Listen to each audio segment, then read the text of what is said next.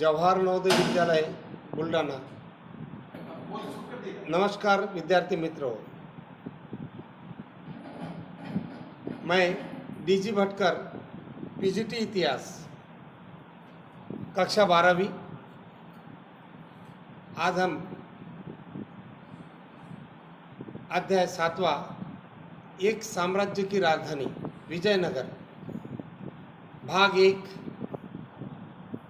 इसके बारे में देखना चाहते हैं।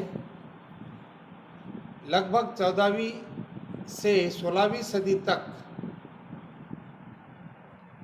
का ये विजयनगर का कालखंड है। विजयनगर अस्तित्व में आया, विकसित हुआ, साम्राज्य बड़ा हुआ और विजयनगर लुप्त भी हुआ। विजय का शहर और एक साम्राज्य के रूप में विजयनगर को पहचाना जाता है। विजयनगर दोआब क्षेत्र से बैठा हुआ है, मतलब कृष्णा और तुंगभद्रा, ये दो नदी के बीच का जो प्रदेश है उसे दोआब का क्षेत्र है और इस क्षेत्र में बैठा हुआ है। और विजयनगर को हम्पी से याद किया जाता है और उसका नाम हम्पी भी है। और विजयनगर में वहाँ की मातृदेवी हम्पा देवी, वहाँ की मातृदेवी थी और हम्पा देवी के नाम से भी वहाँ के लोग इसे ज़्यादा से ज़्यादा मौखिक परंपराओं के साथ साथ पुरातात्विक खोजों और पत्थर के नमूने, अभिलेखों तथा अन्य दस्तावेज विजयनगर साम्राज्य को पुनः खोजने के लिए विद्वानों की सहायता हुई। साइड में विजयनगर के चारों तरफ का प्रकोट, मतलब दीवार, ये दीवार बनी हुई है, चारों तरफ सीमा लगी हुई है और दीवार से अभी हम्पी की खोज करने वाला अभियंता कर्नल कॉलिन मैकेंजी कंपनी में, ब्रिटिश कंपनी में ये कार्यरत था और प्रसिद्ध ऐसा मानचित्रकार, सर्वे करने वाला, अवलोकन, निरीक्षण और मानचित्रण में भी उसको प्रसिद्ध मिली। इस वजह से मानचित्रकार भी उसे बोला जाता है। इस स्थान का पहला सर्वेक्षण उन्होंने किया। उनके द्वारा हासिल शुरुआती जानकारियां विरूपाक्षा मंदिर तथा हम्पा देवी के पूजा स्थल के पुरोहितों को स्मृतियों पर आधारित थी। कालांतर में 1856 में छायाचित्रकारों ने यहाँ के भवनों चित्रों का संकलन किया। 1836 से ही अभिलेखकर्ताओं ने यहाँ पर हम्पा देवी के अन्य मंदिरों को भी दर्जन अभिलेखों को इकट्ठा करके आरंभ भी किया और यह शहर तथा साम्राज्य के बारे में, स्रोत के बारे में, वृत्तांतों के बारे में जानकारी मिली। यह अभियंता 1850 में उन्हें भारत का पहला सर्वेक्षण जनरल बना और 1821 में अपनी मृत्यु तक वे इसी पद पर बने रहे। उन्होंने हम्पी शहर को खोजने में वहाँ की स्थापत्य कला, वास्तुकला, शिल्पकला, वहाँ के शासक, वहाँ के अभिलेख, वहाँ के अवशेष, उनका सर्वेक्षण किया और विजयनगर के अध्ययन से मैकेंजी को यह विश्वास हो गया था कि कंपनी स्थानीय लोगों के अलग अलग कबीलों से, जो इस समय के जनसंख्या का भी हिस्सा थे, ये हम्पा देवी के पुरास्थल विरूपाक्षा का मंदिर, वहाँ पर प्रसिद्ध है। इसका दूसरे नंबर का पॉइंट की तरफ हम जा रहे हैं। राय, नायक तथा सुल्तान। राय, नायक, सुल्तान दूसरे नंबर का विजयनगर साम्राज्य की स्थापना 1336 में हरियर और बुक नाम के दो बंधुओं ने की थी। साम्राज्य की अस्थिर सीमाओं अलग अलग भाषाएं में बोलने लगे थे। अलग अलग धार्मिक परंपराओं के मायने लोग वाले लोग रहते थे। यहाँ अपनी सीमाओं पर विजय शासकों ने अपने समकालीन राजाओं, जिसमें दक्कन के सुल्तान तथा उड़ीसा के गजपति शासक शामिल थे, उर्वर नदी घाटिया का लाभकारी विशेष विदेशी व्यापार, उत्पन्न संपदा पर अधिकार के लिए संघर्ष किया। साथ ही इन राज्यों के बीच संपर्क विचारों और आदान प्रदान हुआ। स्थापत्य क्षेत्रों में भी होने लगा।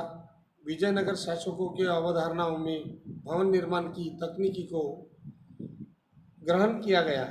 उन्होंने आगे लोग विकसित किया। इस साम्राज्य के कई भागों में शक्तिशाली राज्य, जैसे तमिलनाडु में चोलों का शासन, कर्नाटक में होयसलों का शासन, उड़ीसा में गजपति का शासक, दक्कन में सुल्तानों को सुल्तान शासक, सुल्तान, चोल, होयसल और गजपति, ये चतुर्थी सीमा पर बैठे हुए थे। तथा वेलूर के चक्नेश्वर मंदिर और तंजावुर के रुद्रेश्वर मंदिर, ये भव्य और प्रसिद्ध ऐसे विशेष मंदिरों का संरक्षण प्रदान किया था। इसी कालखंड में विजयनगर के शासकों, जो अपने आप को राय कहते थे, राय उनकी पदवी थी, और राय या नायक तथा सुल्तान ये पदवी के रूप में उनको माना जाता था। और उस कालखंड में उनकी जो युद्ध कला रायों की प्रभावी थी,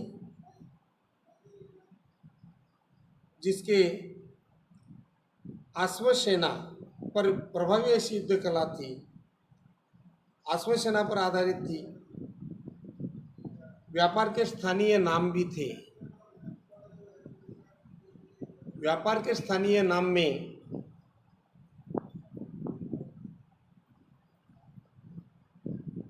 अलग अलग प्रकार के समूह थे।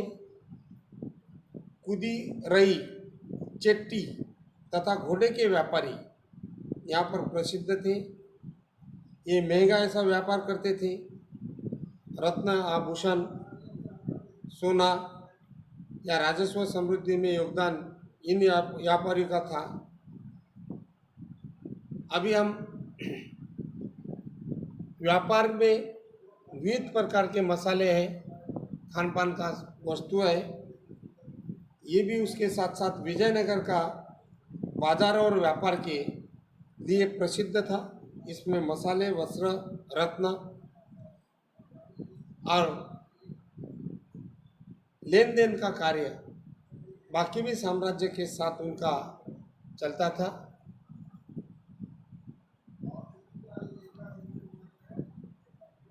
राज्य का चरमोत्कर्ष तथा पतन सत्ता में दावेदार शासकीय वंश के सदस्य तथा सैनिक कमांडर शामिल थे। सैनिक कमांडर का वर्चस्व था। संगम वंश कहलाता था। ये पहला राजवंश है और 1885 तक नियंत्रण रखा था संगम वंश का। उसके बाद उन्हें 1503 तक सुलो वंश का शासन रहा और उन्होंने भी संगम वंश को उखाड़ फेंका और सैनिक के कमांडर थे। 1503 में सत्ता में आए और इसके बाद सत्ता पर बैठे हैं तुलु वंश। सुलो वंश के बाद तुलु वंश का प्रसिद्ध सम्राट कृष्णदेवराय था। कृष्णदेवराय का समृद्धि शासन, प्रशासन और चारित्रिक विशेषता के लिए वो प्रसिद्ध है। उसने शासनकाल में उसने स्वयं तेलुगु भाषा में ग्रंथ लिखा। उस ग्रंथ का नाम अमुक्तमाल्य नाम का ग्रंथ है और प्रसिद्ध ऐसा ग्रंथ। एक कृति उसने व्यापारियों के लिए भी विशेष लिखी थी और तुंगभद्रा कृष्णा के विस्तार रायचूर दोबाब का प्रदेश में हुआ और 1512 में उड़ीसा के शासकों का दमन किया। उसके बाद 1540 में बीजापुर के सुल्तानों को बुरी तरह पराजित किया। हालांकि राज्य हमेशा सामरिक रूप से तैयार रहता था, लेकिन फिर भी अतुलनीय शांति समृद्धि की स्थिति में फलता फूलता रहा। कुछ बेहतरीन मंदिरों के निर्माण तथा कई महत्वपूर्ण दक्षिण भारतीय मंदिरों भव्य गोपुरम जोड़ने का श्रेय कृष्णदेवराय का है। मंदिर में गोपुरम के मंदिर करके दक्षिण भारत के प्रसिद्ध है। उनने अपनी मां के नाम पर विजयनगर के समीप ही नगलपुरम नामक उपनगर की स्थापना की। नगलपुरम अपने मां के नाम पर उपनगर स्थापित किया। विजयनगर के संदर्भ में सबसे विस्तृत विवरण हमें कृष्णदेवराय का मिलता है।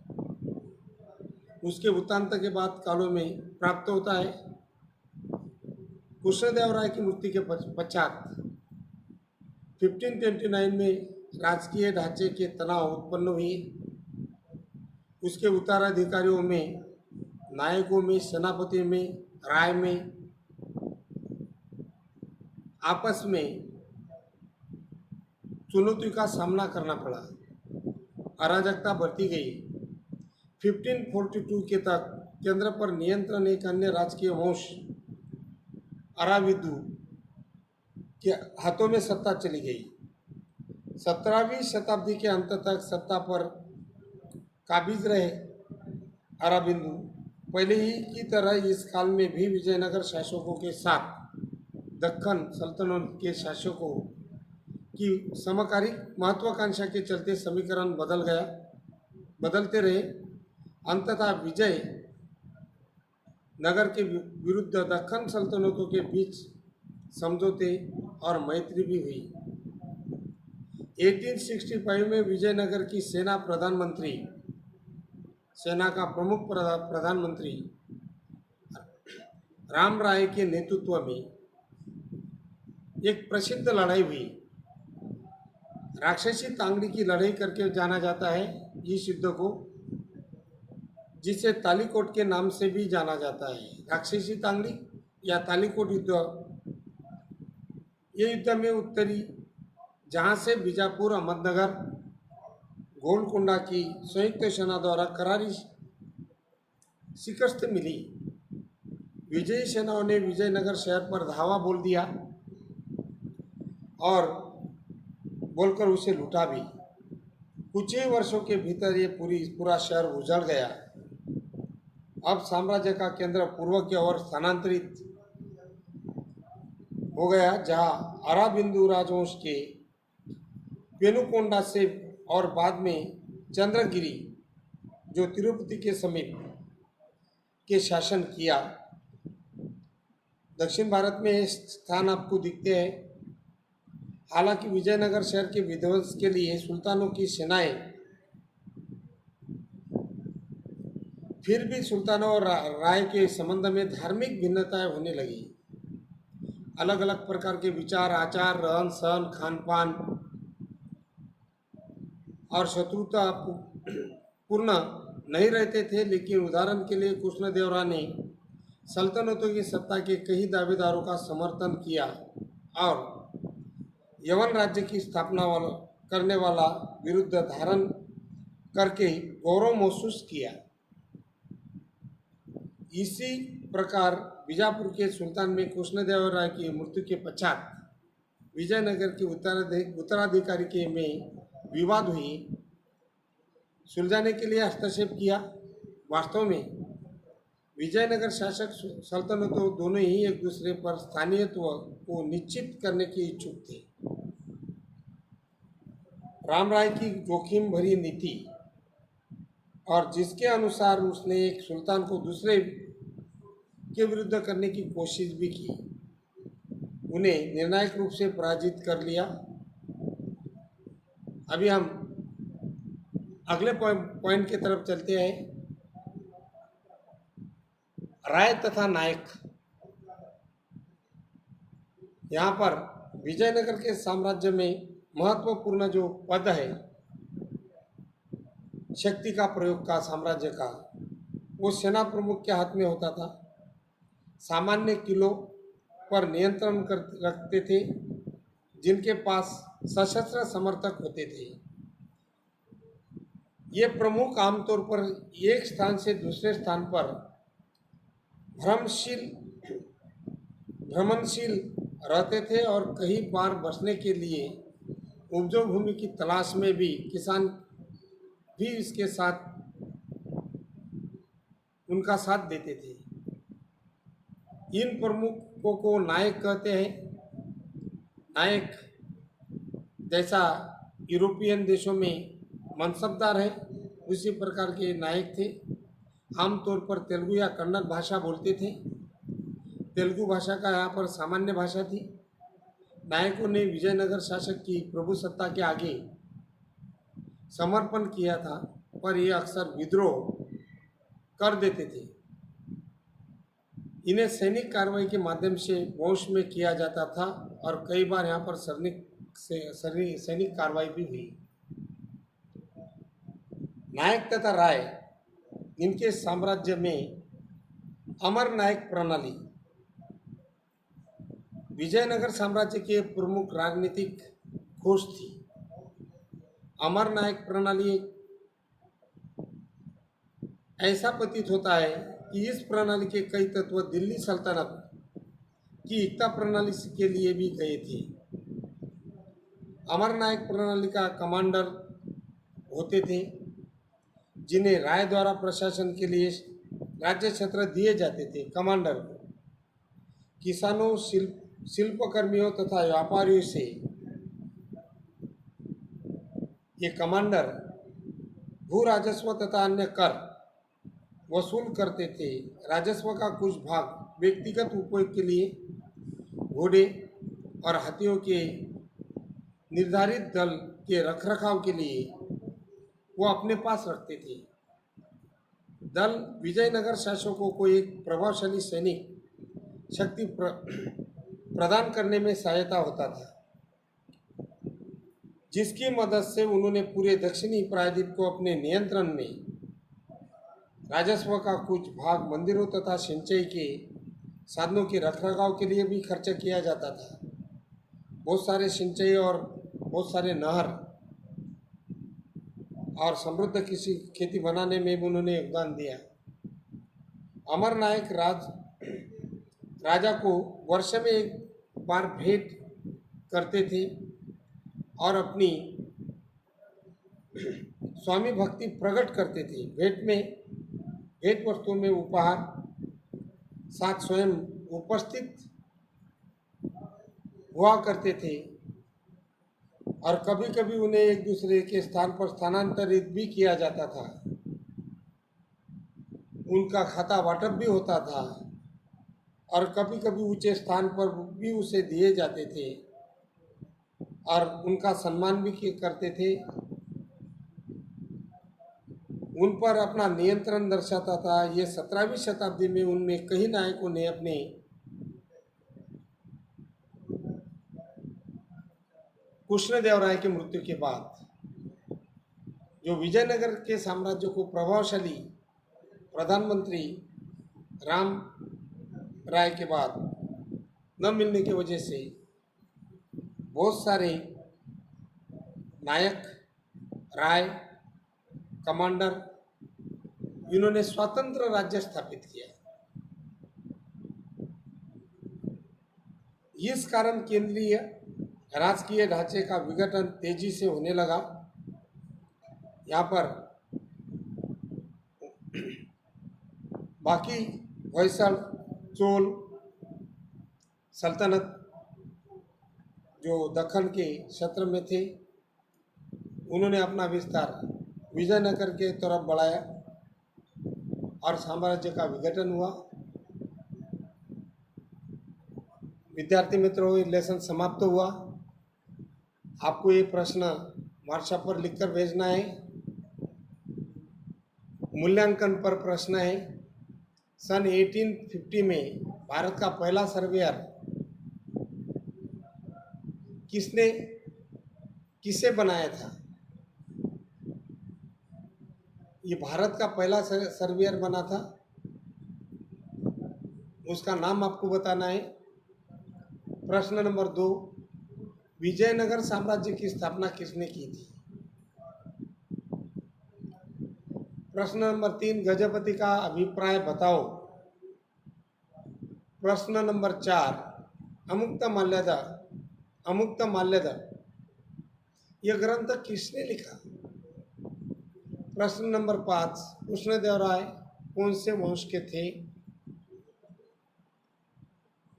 प्रश्न नंबर 6, भू राजस्व तथा कर वसूली का कार्य कौन करता था?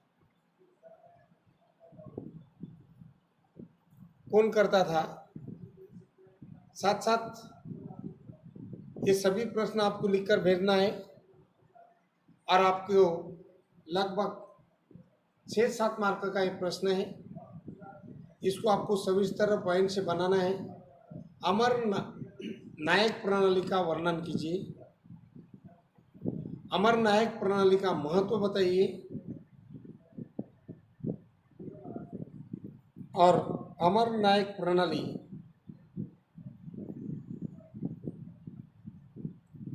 विजयनगर साम्राज्य में किस प्रकार महत्वपूर्ण थी?